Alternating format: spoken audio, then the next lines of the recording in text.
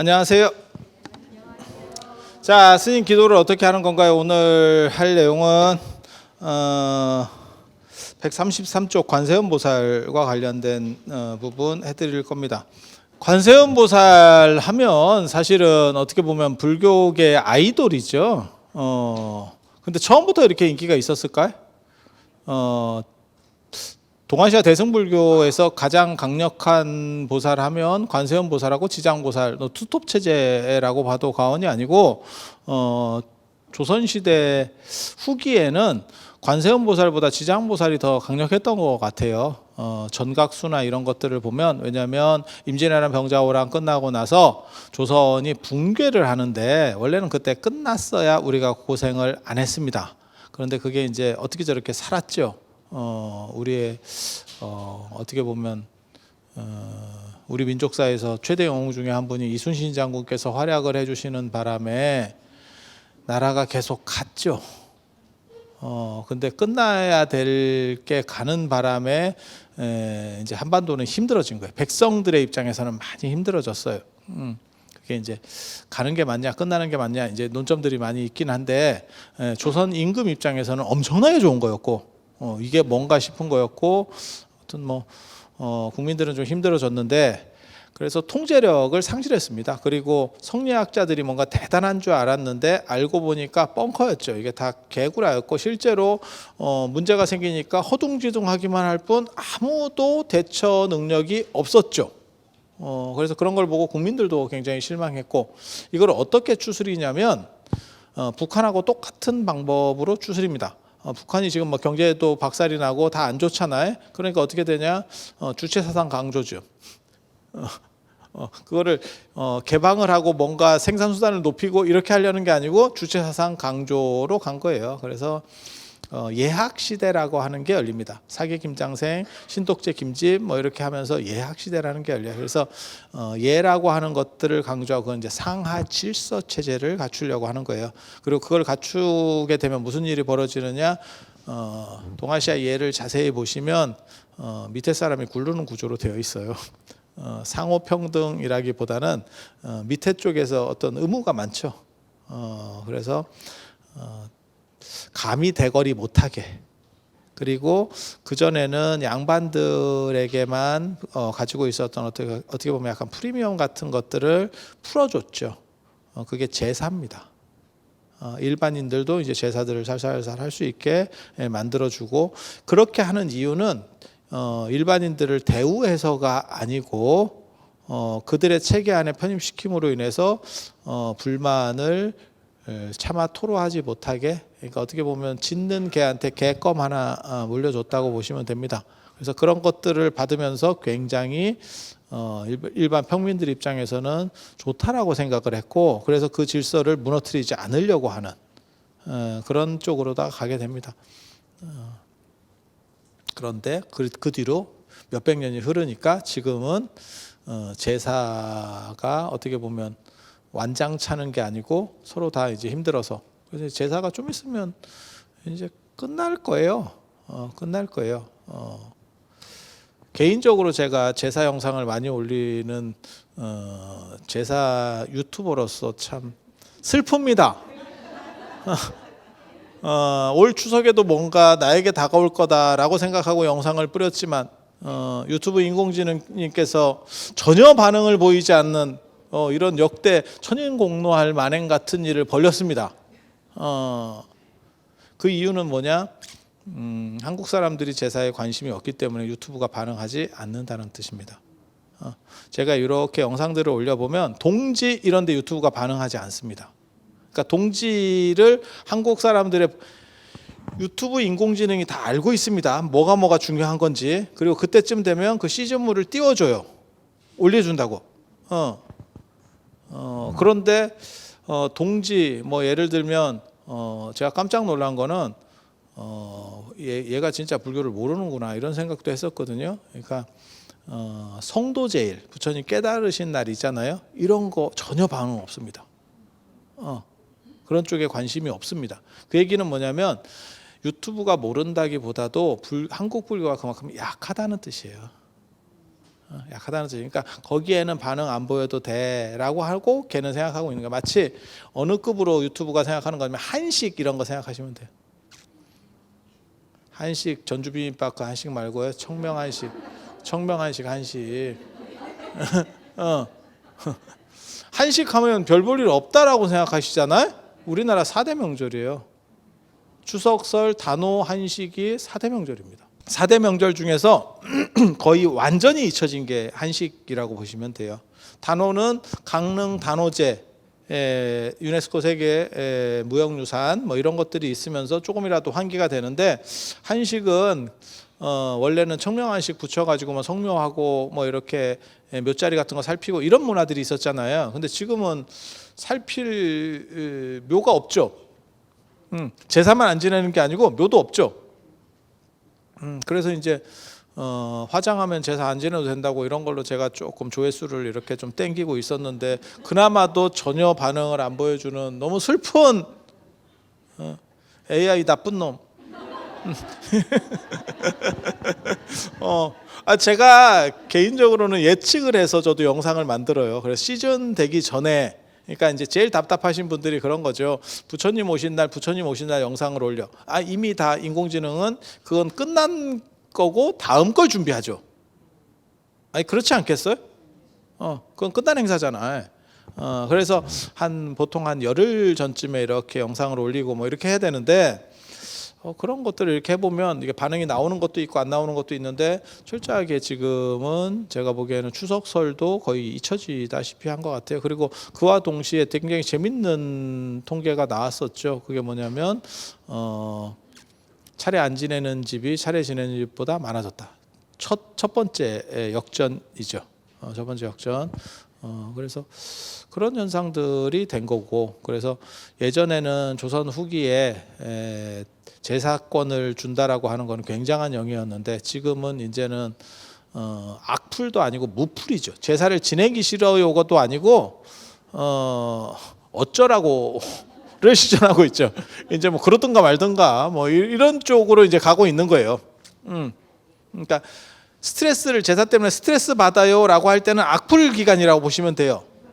선플, 악플, 무플, 이제 무플로 가는 거죠. 지금은 이렇게. 그래서 참 슬픈 일이라는 생각이 들어요.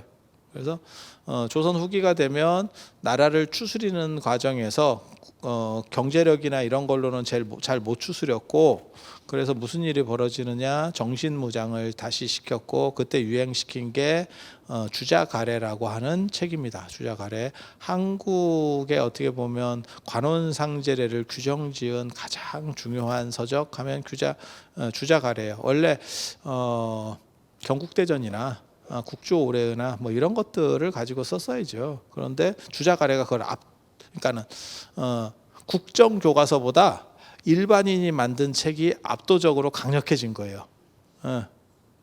경국대전 같은 경우는 법전이잖아. 그러니까 거기에 규정된 게 가장 원칙인데도 불구하고 주자라는 이름 때문에 주자가래가 더 강력한 어떤 우리의 사회 규범이 됐어요. 그런데 아이러니하게도 주자가래는 주자가 지었는지 잘 모르는 책이에요. 주자가 지었다 카드라만 있는 책입니다. 굉장히 재밌는 책입니다.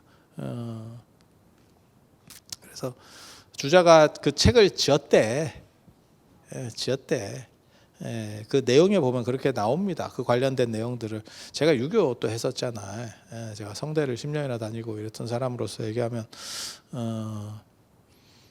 주자가 책을 예법 관련된 책을 썼는데 누가 빌려갔어요. 다 책이 완성되기 전에. 그리고 주자가 죽은 뒤에 그 사람이 그 책을 갖고 왔어. 내가 보고 갖다 준다 했는데 늦었네요. 그런데 이제 여기서 문제가 생기는, 그게 주자 건가? 이게 아닌가? 애매한 알딸딸한 양상이 나오는 거예요. 그와 비슷한 게 이제 진울에게서 나오거든요. 보조국사 진울에게서 나옵니다. 해심이 나중에 진울이 쓴 건데 미발표 원고가 있네요. 이러면서 나오게 있거든요. 근데 자세히 보면 글의 결이 다르죠. 그 얘기는 뭐냐? 손을 댔거나 안 그러면 선생님 이름으로 가탁 대학이라는 거 아세요 혹시? 선생님 이름으로 출판. 뭐 이런 게 있죠. 이런 게 있죠. 그래서 그런 혐의들이 좀 있는 것들이 있어요. 그러니까 명확하지 않아요. 그런데도 불구하고 주자라는 이름 속에서 압도적인 어떻게 보면 사회 질서를 규정한 책이 주자가래. 그리고 이 예학 시대 때 뭐가 또 만들어지냐면 족보 만들어집니다. 족보. 그걸 이제 보학이라 그래서 족보와 관련된 학문. 그래서 족보, 그 전에 족보 별거 없었어요. 그때 거의 다 만들어지는 거예요.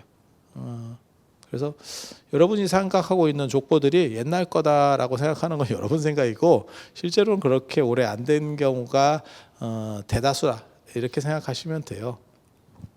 그리고 그 보학이 만들어질 때 불교에서도 그 영향을 받아요. 한쪽에서 족보를 만들고 있으니까 우리도 그걸 만들어야 되는 거 아니야? 라고 해서 만든 게 지금 법맥입니다. 한국 불교의 법맥. 법맥. 그래서 법맥이 옛날에도 계속 내려오던 거 아닙니까? 별 관심이 없었습니다. 그러면 뿌리나 이런 데 관심이 없단 말입니까? 현대 젊은이들 생각하시면 되죠. 미국이나 유럽 사람들이 그런 데 관심이 있을 것 같아? 사는데 아무 문제 없잖아. 걔네는 호로 자식이라서 그렇습니까? 아니잖아. 지금 현대 우리도 그렇게 되고 있죠, 점점. 저 어렸을 때 초등학교 들어가기 전 가정교육에 네가 무슨 성씨의 몇 대 손이고 무슨 파고 이런 걸 외웠다니까? 그런 걸 여러분이 교육 받았어요? 그러면 상당히 연식이 된 저는 제가 거의 끝물일 거예요. 그런 거 교육받은. 근데 저희 할아버님이 서당 훈장 출신이어서 진짜 지금 생각해 보면 별로 도움 안 되는 저걸 굳이 가르쳤어야 됐나? 그 어린 놈을 데리고 저걸 해야 됐나 싶은 생각이 지금 드는데 그런 거예요. 그런 거. 그래서 한자도 배우고 그랬었어요. 초등학교 들어가기 전에 저는. 어떻게 보면 그런 게 이런 영향을 줬을 수도 있어. 뭐 그렇다 치고 그래서 꼭 뭐 법맥 이런 게 중요합니까? 별로 관심이 없었어. 깨달으면 됐지. 그 계통이 뭐가 내려가는 게 뭐가 그렇게 중요해? 라고 생각하는 게 조선 전기까지의 양상이에요. 그 법맥을 쭉 내가 이런 거 연구하는 사람이에요. 제가 말을 맨날 이렇게 성글게 해서 굉장히 저를 만만하게 보는데 제가 논문 기술자예요. 그래서 그런 자료 찾고 이런 거 엄청 익숙한 그런 거예요. 그래서 그 뭐 확실한 얘기예요. 그리고 제가 나홍 스님 가지고 박사 논문을 썼잖아. 그러니까 나홍 스님이 이 법맥에서 굉장히 중요한 분이거든요. 그래서 그 계통을 지금도 세워서 내가 어떤 걸 하는데 조계종의 어떻게 보면 종조를 바꿔야 된다라고 끊임없이 주장하는 사람이 난데 종조를 바꿔야 된다, 중천조도 바꿔야 된다, 이걸 끊임없이 주장하는 게 저예요. 지금은 누구로 되어 있냐면 도의국사, 설악산 진전사 가지산문의 도의국사가 종조로 되어 있고 그 다음에 이제 중천조를 태고보호로 되어 있는데 우리는 범일국사로 하고 사골산문의 범일국사로 하고 나홍스님이 중천조가 돼야 된다라고 주장하는 사람. 아이러니하게도 나홍스님과 범일국사로 제가 다 박사 논문을 썼죠. 근데 실제로 제 말이 맞는 거예요. 제 말이 맞는 거예요. 왜냐하면 도의국사 맥은 다 끊어졌어요. 지금 현재 조계종에 남아있는 유일한 맥은 화남 혼수 스님의 법맥이에요. 고려 조선의 마지막 어떻게 보면 마지막 그 국사였던 분이에요. 그리고 그분이 누구 제자냐를 가지고 이제 박터지게 싸우는 거거든요. 그게 이제 태고보우냐 안 그러면 나홍해근이냐를 가지고 싸워요. 근데 혼수 스님 비문에는 혼수 어록이 남아 있으면 그게 해결이 되는데 일제강점기 때 조사된 거에 의하면 평양에 혼수 어록이 남았다라고 있다라는 기록이 나오는데 그 외에는 혼수 어록이 존재하지 않아 지금. 북한 내가 그것 때문에 북한을 가보고 싶거든. 근데 뭐 넘어가다가 총 맞을까 봐. 우리 또 은폐가 안 되잖아. 왜냐면 빛이 나잖아. 우리 발광체를 가지고 있기 때문에 이게 쉽지가 않아. 그래서 그 혼수어록 진짜 그것만 있으면 이게 딱 밝혀지거든. 그런데 그게 없어요. 그게 없는데 혼수스님 비문이 남아 있거든요. 청룡사에 비문이 남아 있는데 거기에 보면 나홍 스님 얘기만 있지 태고 스님 얘기는 한 번도 없어요. 언급 자체가 없어요. 그래서 나홍 스님 맥인 것 같다 이렇게 주장하는 게 우리 팀들. 근데 조선 후기가 되면 태고 스님 맥으로 이렇게 규정을 하거든요. 나홍 스님이 인도분 제자라서 그래요. 그래서 이제 조선 후기가 되면 임진왜란 병자호란 끝나고 나서 소중화를 천명하고 조선이 뭔 미친 소리인지를 모르겠어. 중국의 정통은 조선이래. 이게 무슨 또라이 같은 이런 식 얘기들 때문에 자꾸 중국이 뭐 큰 나라 작은 나라가 큰 나라한테 개기면 되겠냐 이런 얘기 하는 거요. 그 또라이 같은 발언을 우리 조상들이 다 해놨어. 소중화래 소중화. 나 환장하겠다니까. 작은 중국. 그래서 중국의 정통성 우리한테 있고 청나라 저거는 만주족이니까 저거는 아니라는 거예요. 근데 혈통적으로 보면 우리가 만주족하고 비슷한 계열이고 한족하고는 아무 관계가 없어.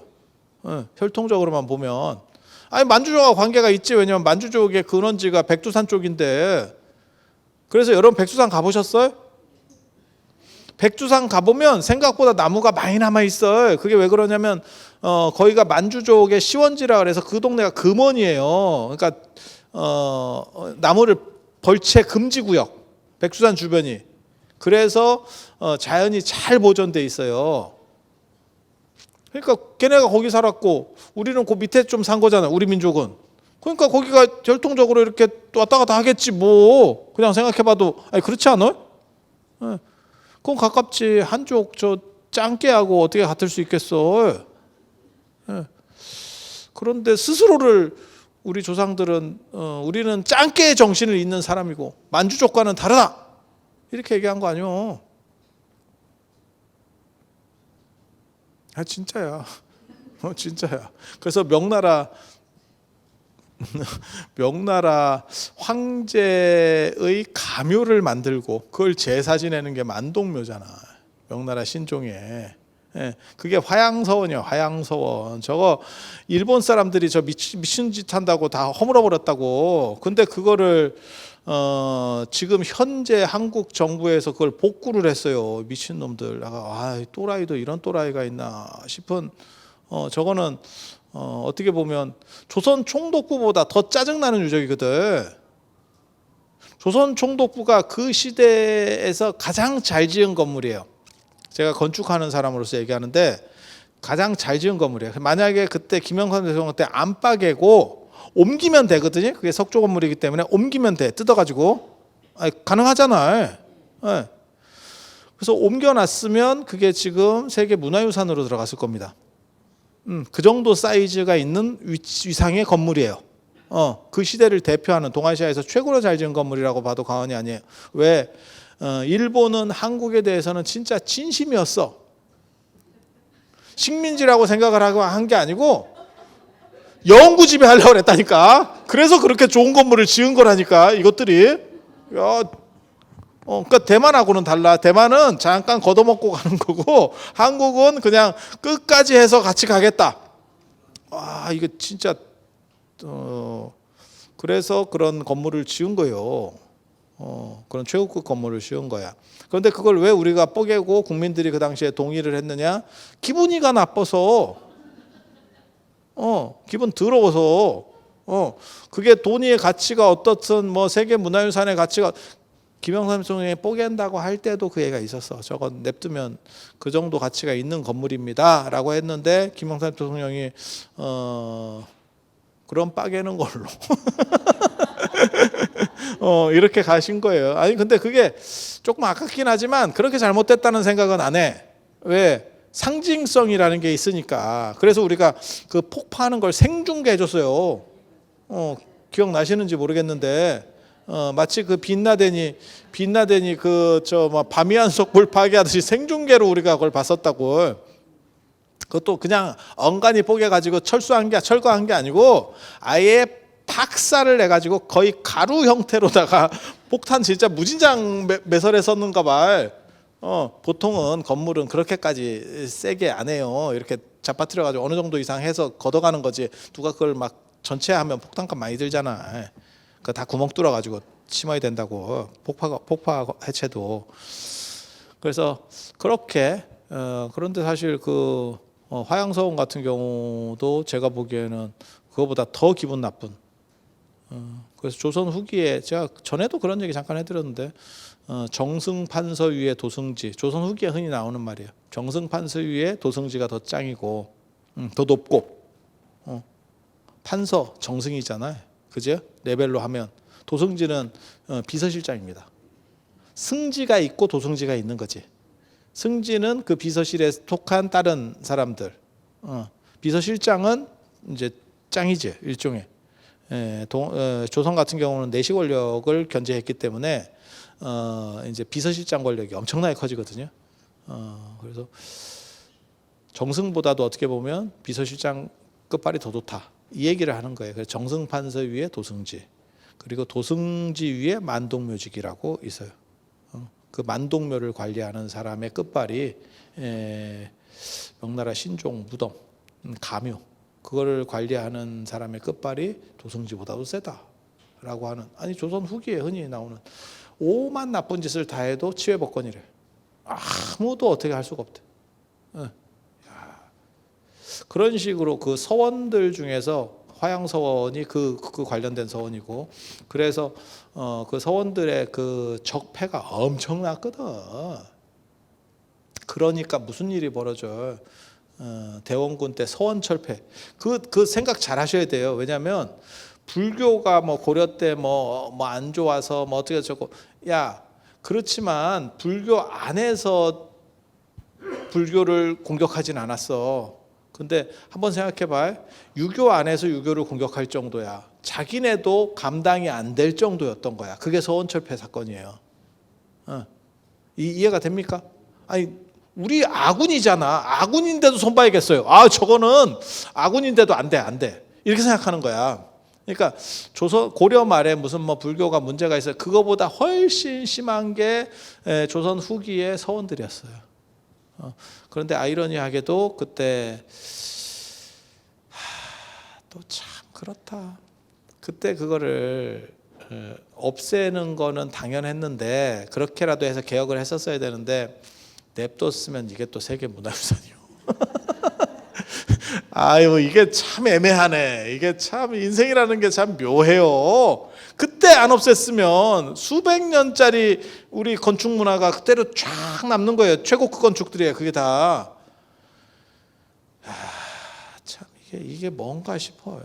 하나 없애면 하나를 이렇게 생각을 하면 그 다음에 중국에서 가장 큰 제가 보기에는 잘못 현대에 들어서 가장 큰 잘못 간자 쓴 거예요. 중국에서 간자를 쓰는 바람에 그게 이제 광마략이나 이런 그 당시에 어떻게 보면 천재적인 사람들이 주도해서 작업을 한 거고 중국이 발전하려면 문자 이 한자 이렇게 복잡한 거 쓰는 거 갖고 안 되겠다 싶어서 간자를 다 만들어서 머리 복잡하게 썼는데 지금 와 보니까 어차피 손으로 누르는 건 똑같아요. 복잡한 글자나 뭐 간편한 글자나 다 똑같아요. 그죠? 한일자를 치나 용룡자를 치나 똑같은 거죠.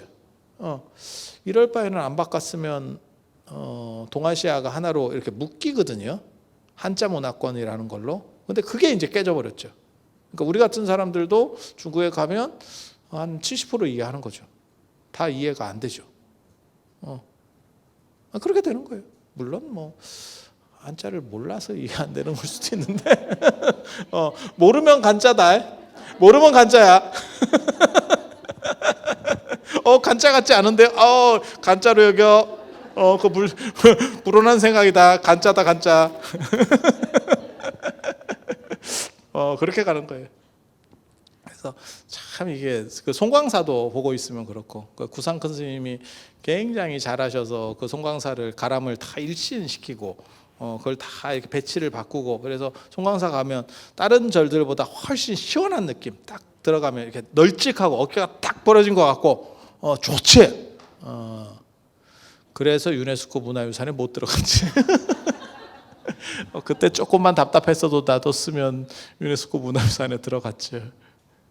이게 뭔 아이러니인가 싶어. 인생이라는 게 참 땅 안 팔려가지고 맹지, 부동산에 샀더니 이게 사기당해가지고 맹지를 샀네. 팔아먹지도 못하고 이라고 버려뒀더니 나중에 이게 강남인가 싶기도 하고 그런 집도 있고 그래서 세상이라는 거 참 모르는 일이에요 이게. 그거는 복이지.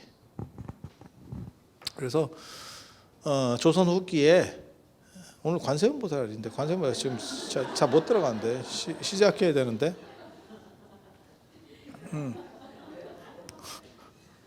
그래서 조선 후기에 그렇게 족보라든지 이런 것들이 다 결정이 되고 지금 여러분이 아시는 것들은 대부분 다 그때 규정된 것들이라고 보시면 돼요. 그래서 생각보다는 뭐 오래된 거는 아니고 그리고 그렇게 예의를 가지고 무언가를 이렇게 정리를 하려고 하다 보니까 조상숭배 같은 게 이제 강력한 바람이 불죠. 조상숭배하면 지장보살이죠. 이제 거기에 대응할 수 있는 불교적 카드 지장보살입니다. 그리고 오늘날에는 뭐 합동 제사를 지내요. 뭐 어쩌고 저쩌고 이러는데 조선 시대 같으면 싸대기 맞습니다. 어디 합동으로 남의 조상하고 우리 조상을 같은 상에서 제사를 지내요? 야, 그건 있을 수 없는 일이다. 그건 있을 수 없는 일이야. 그러니까 어떤 일이 벌어져요? 지장전에 뭐 예를 들어 지장전이 있어. 우리 절에 지장전이 있어. 그러면 시간으로 끊겠죠. 뭐 예를 들어서 뭐 10시부터 11시, 11시부터 12시 막 1시간씩으로 끊었다고 쳐. 그러면 하루에 한 7, 8개 받으면 끝나는 거잖아요. 하루가 가잖아. 근데 수요가 계속 들어오는 거죠. 수요가 늘어나는 거죠. 이게 지금. 그러면 무슨 일이 벌어지느냐? 예전에 그런 거 있었죠. 꼬꼬면과 허니버터칩. 이게 대박이 났는데 그래서 꼬꼬면이 대박이 나서 공장을 증설했더니 그 다음부터 안 팔리더라. 그래서 허니버터칩이 처음에 잘 나갈 때 이걸 공장을 증설하려고 했더니 꼬꼬면이 되는 게 아니냐? 이래가지고 못 움직였다는 거잖아요. 들어보셨죠? 이게 식당도 그래요. 식당도 작은 데서 했는데 되게 잘 돼가지고 이전해가지고 뭐 이렇게 그랬더니 안 되는 사람도 있고 별 집이 다 있어. 왜 그러는지는 모르겠어. 답은 잘 안 나오는데 그런 경우들이 있습니다. 절도 그렇던데 절에 신도들이 많아가지고요. 그래서 불사를 딱 하고 불사 끝난 뒤부터 하는데 그런 데 있어. 그런 데 있어요. 그래서 참 이게 좀 재밌지.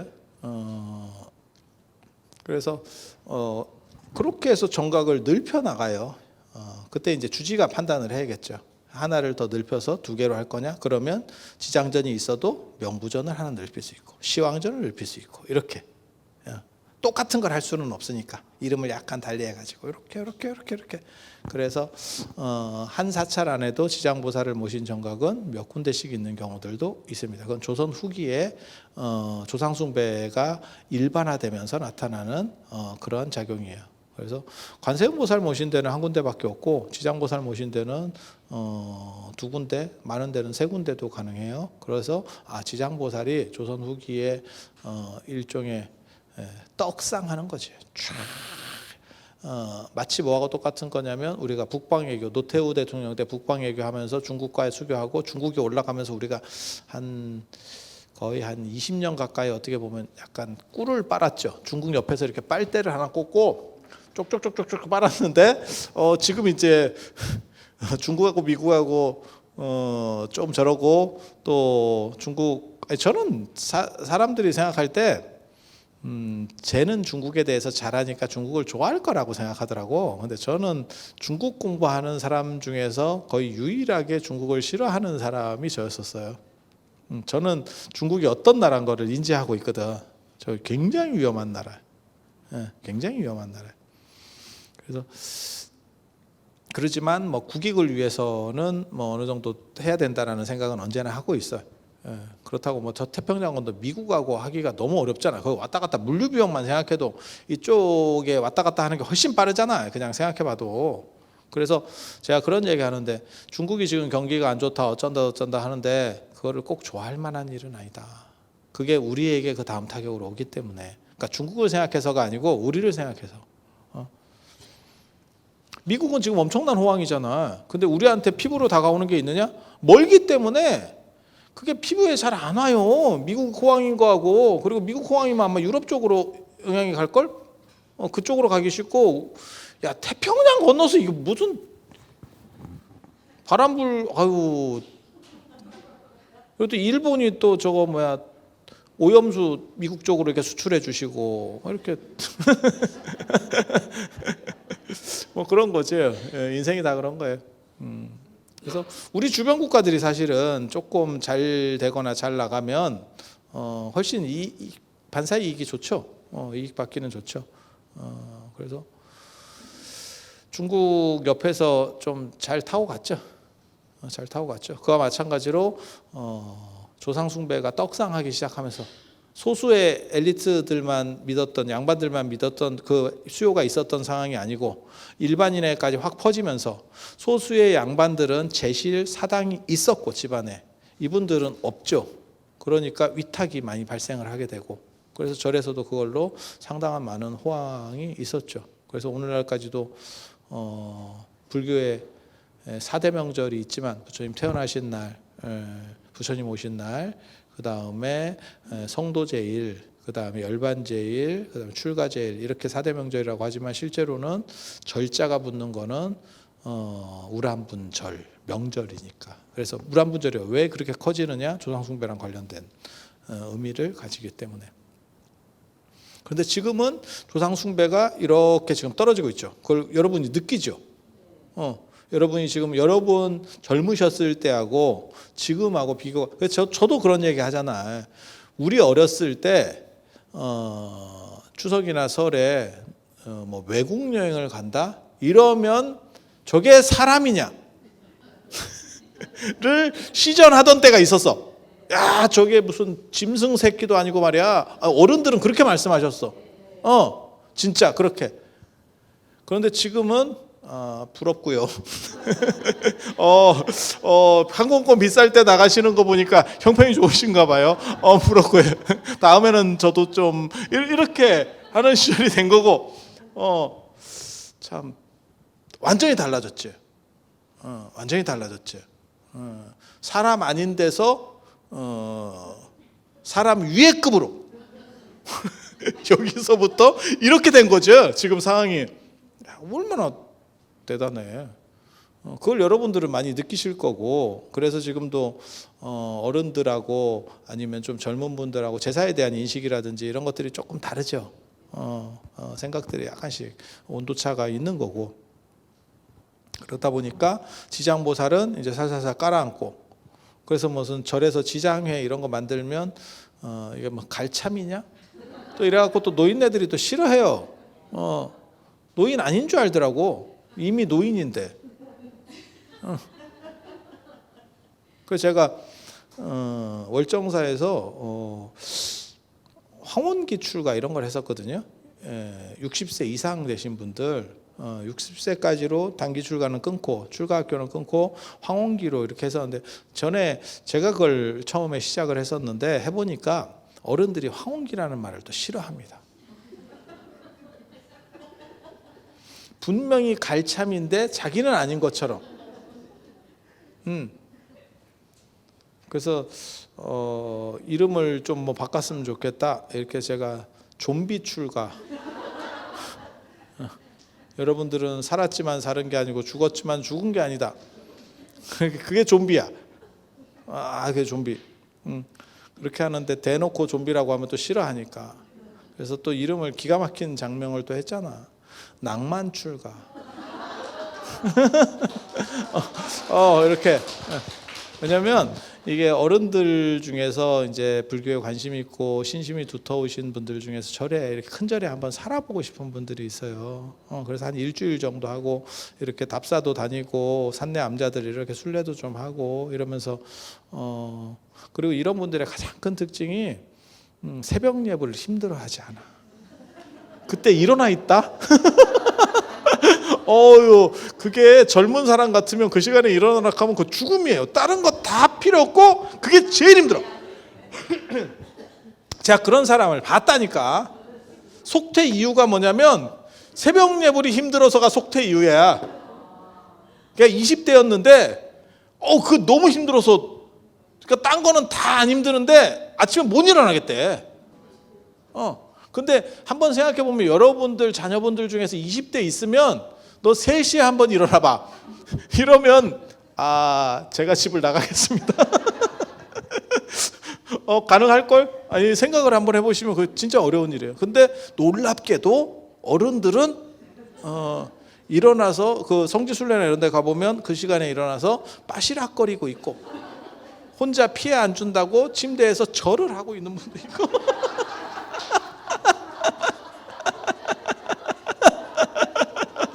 이거 굉장히 재밌어요.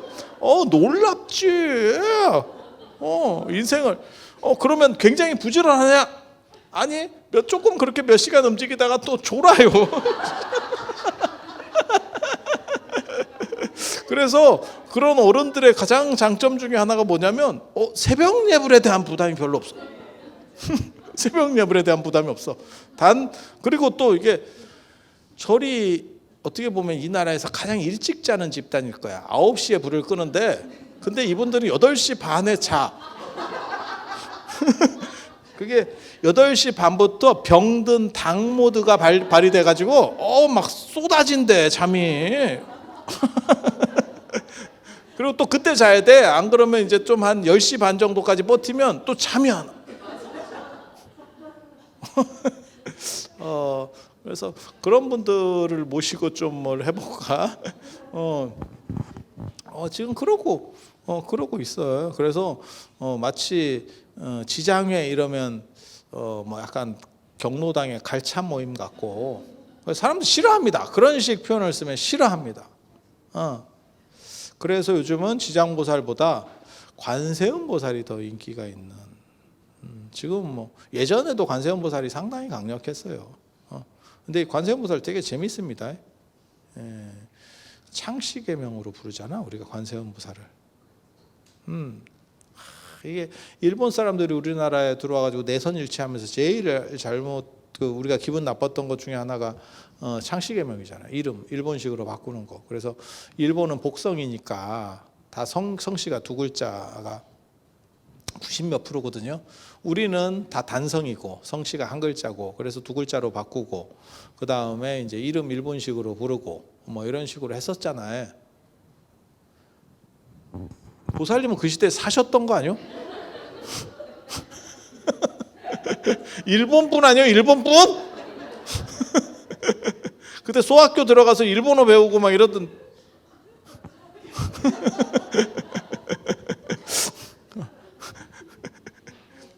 그래서 그런 시절이 있었잖아요. 그런데 이게 관세음보살은 굉장히 재밌어요. 그래서 관세음보살 정근을 하면 관세음보살이 알아듣겠냐가 있어. 왜? 우리식으로 번역해서 이름을 번역하는 거 굉장히 특이한 문화인데 중국은 그런 걸 합니다.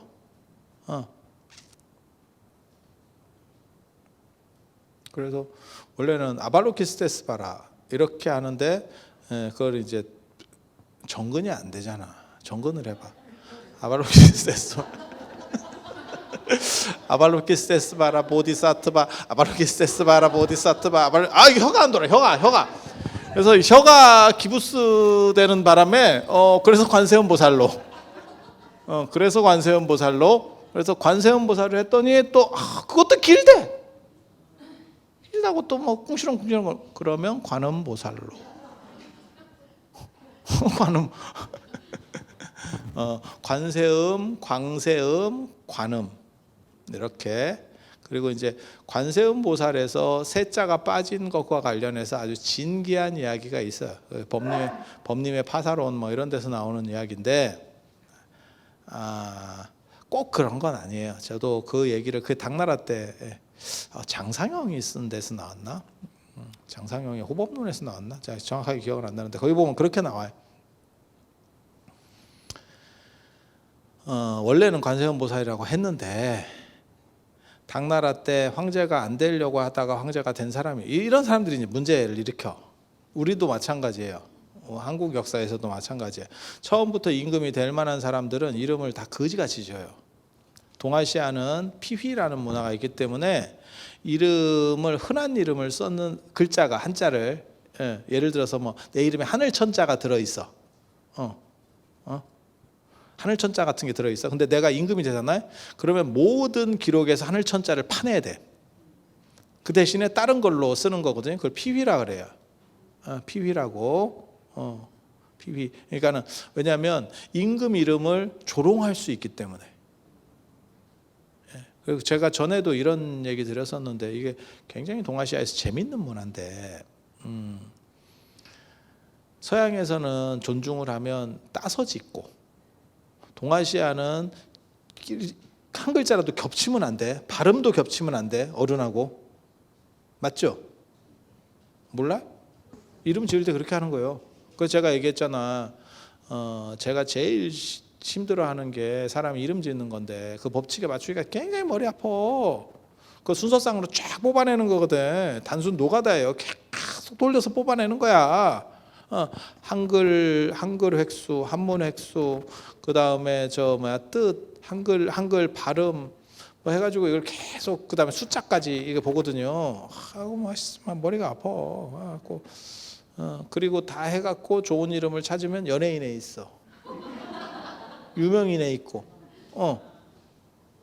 그래서 또 네이버에 맨 마지막에 쳐보잖아. 어느 정도까지 유명한 놈인가.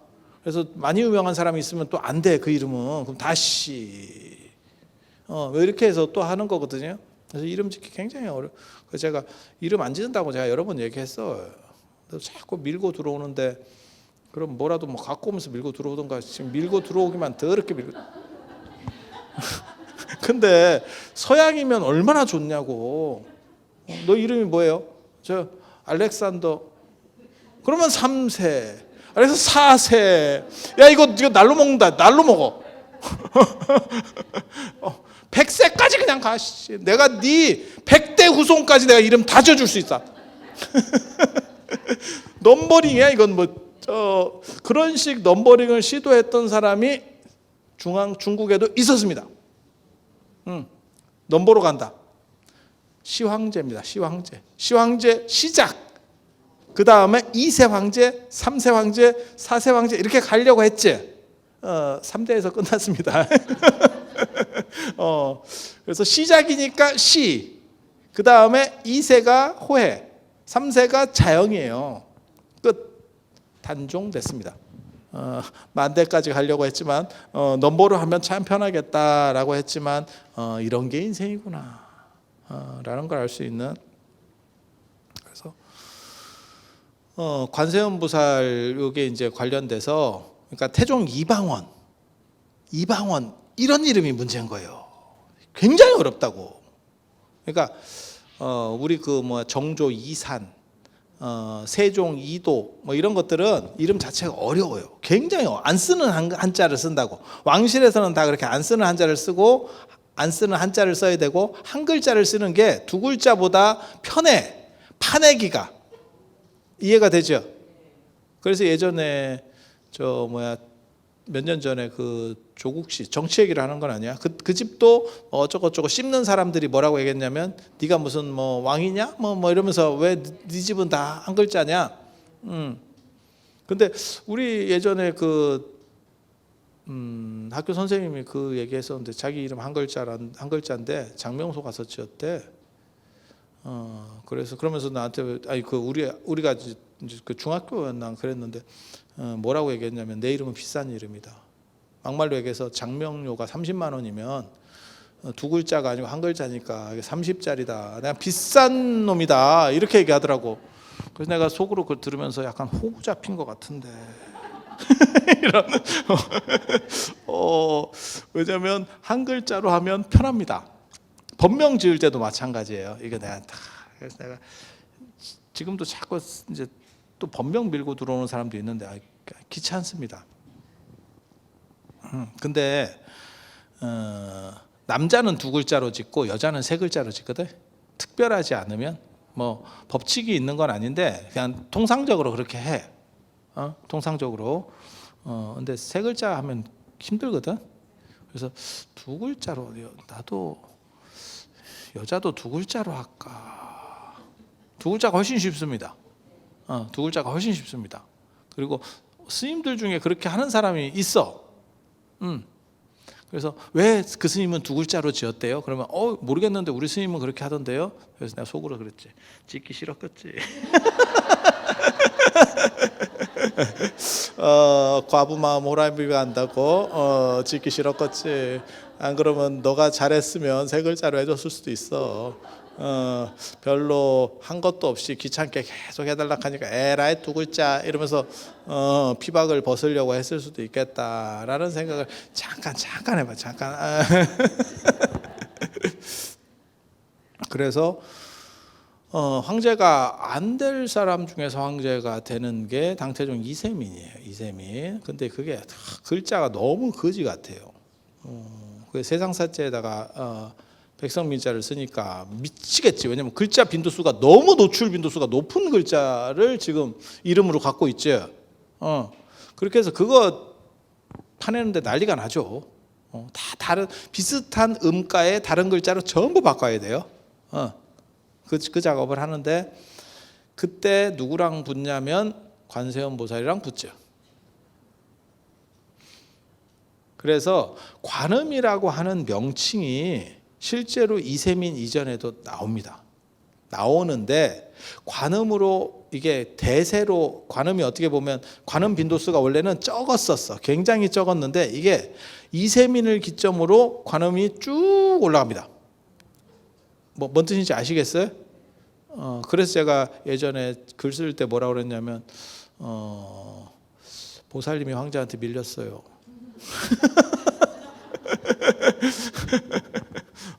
그래서 관음으로 축약. 그리고 중국 사람들은 뭐가 있냐면요. 예전에 한문으로 이렇게 쓰기도 힘들었지만 붓으로다가 그다음 종이가 비싸요. 붓값보다 종이가 오히려 더 비싸다고 생각해야 된다고. 그래서 이게 왜냐하면 이거는 붓은 한동안 쓰는 거고 종이는 이게 굉장히 소모량이 많잖아. 그래서 최대한 축약하려고 하는 문화들이 있어요. 그래서 이름은 한 글자를 쓰고 사람 이름은 대부분 한 글자를 쓰고 중국에서 그러니까 두 글자인데 한 글자만 쓴다니까 전보하듯이 이렇게 생각하시면 돼요. 그래서 축약형이 나타났을 때는 그러니까 불타라고도 쓸 수 있어. 근데 불이라고 쓰지. 네. 불타는 붓다의 음사예요. 불은 저 서역 지방의 붓의 음사예요. 비우티 붓의 음사야. 그 서역어예요. 서역어. 그래서 두 가지가 같이 나오는데 왜 불타는 죽고 불로다가 불이 압도적으로 많아지느냐? 불타도 지금도 쓰지. 소술해서 그렇지. 그러니까 처음에는 불타, 부도, 뭐 포도 이런 것들이 다 같은 음역이었었어요. 그런데 왜 불로다가 불이 압도적으로 많아지느냐? 그거는 한자에서요. 간편해서요. 간편해서. 그래서 관세음 보살이 원래 세 글자 관세음 보살이라는 표현이 굉장히 어떻게 보면 일반적이었었는데 그리고 그 2층으로 관음이 있고 광세음도 생각보다는 좀 더 있어요. 그런데 이세민을 기점으로 해서 아마 불교 쪽에서도 약간 피하려고 했을 거고 그리고 피하려고 이렇게 봤을 때 관음도 있었던 거지. 다행히도.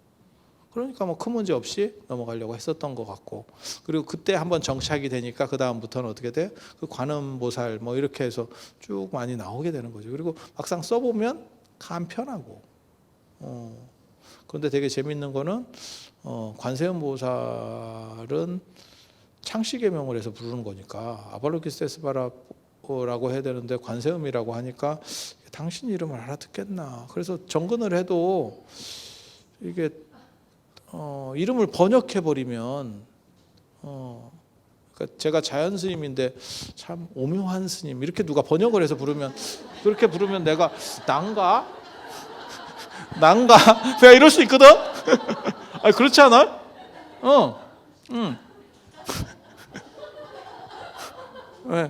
왜 여러분도 마찬가지잖아. 여러분이 뭐 예를 들어서 전주이 씨야.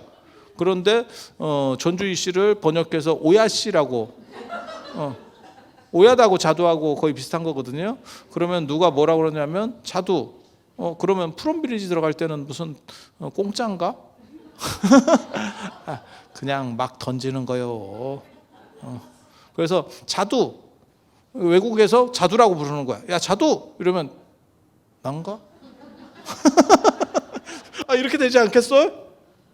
제가 그래서 그런 얘기도 했잖아. 세종은 세종대왕이라고 그러면 자기 이름 못 알아들을 수도 있다고. 그건 죽은 뒤에 붙이는 시호잖아. 그러니까 당신은 한번 들어본 적이 없지. 나를 가리키는 말이 세종인지를 세종대왕은 모르는 거지. 그러니까 난가? 이렇게 될 수 있거든? 불렀나? 아닌가?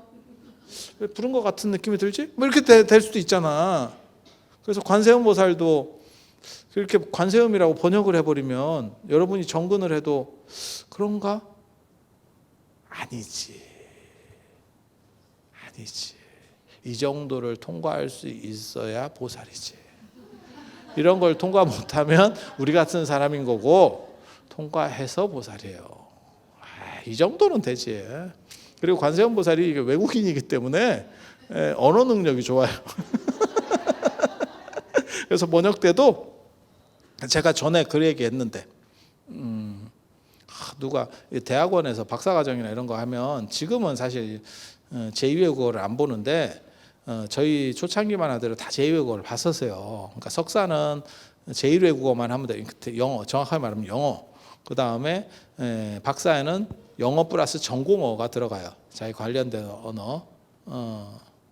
제가 한 번은 우리는 전공, 제가 박사를 7개 졸업했지만 실제로 제2외국어를 본 거는 3개밖에 없어. 그 뒤에는 없어졌더라고. 제2외국어를 없어졌어.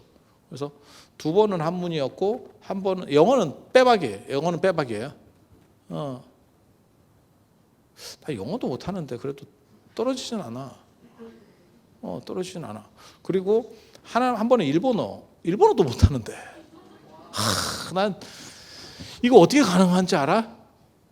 내 외국어 이게 잘 안 되는데 어떻게 되는지 알아? 기도하면 돼. 부처님이 외국 분이시잖아. 그래서 기도하고 가면 돼. 바보들이 그걸 공부를 하고 있더라고. 그래서 너는 믿음이 부족하다. 부처님을 네가 믿지 못하고 있구나, 이 바보 같은 것들. 기도를 해야지. 우리 기도하고 자잖아. 안 떨어져. 안 떨어져. 그리고 부처님 그 생애를 보면 부처님이 그렇게 어학을 잘했다고 나와요. 어학을 잘했대. 그러니까 기도하면 영험하지. 그래서 내가 수능 기도도 나 같은 사람에게 해야 영험하지. 그 스님 대학도 졸업 못했는데 거기다가 기도 붙인다고 네 아들이 대학에 붙겠냐? 내가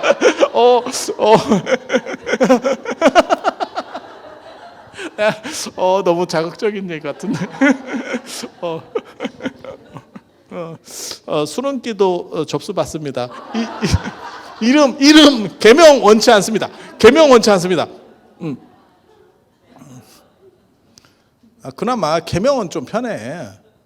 신생아 같은 경우는 막 죽겠더라고. 날짜는 정해져 있고. 그리고 요즘 애들은 또 이게 약간 트렌드가 있어요. 하고 거기에 맞춰줘야 돼. 근데 문제는 걔를 내가 알면 맞추겠어. 근데 의뢰자는 그 애 할머니거든. 엄마가 아니고, 엄마가 의뢰하는 게 아니고, 엄마가 누군지 몰라. 나 까놓고 얘기해서. 내가 아는 거는 그 할머니를 알고 있단 말이야. 뭔 얘기인지 알아듣겠지? 그러니까 이게 원격으로 약간 3쿠션 느낌이지. 이게 뭔가요? 이게 굉장히 어렵습니다. 그러니까 그 집안마다 어떤 선호하는 게 있거든, 사실. 그래서 제가 법명 지을 때도 그런 얘기 하거든. 법명 누가 뭐 이렇게 얘기하면 아는 사람은 법명이 나와요. 금방 나와.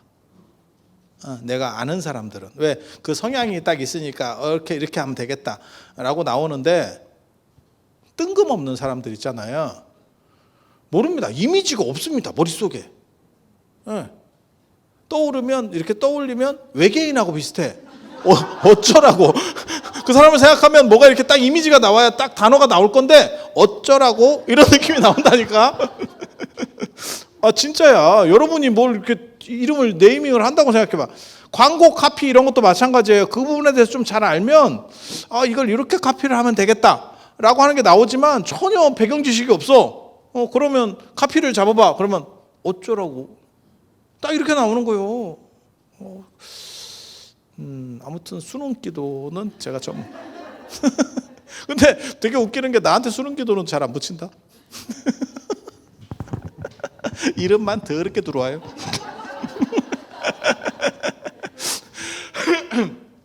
자, 그래서 관세음보살 얘기였습니다.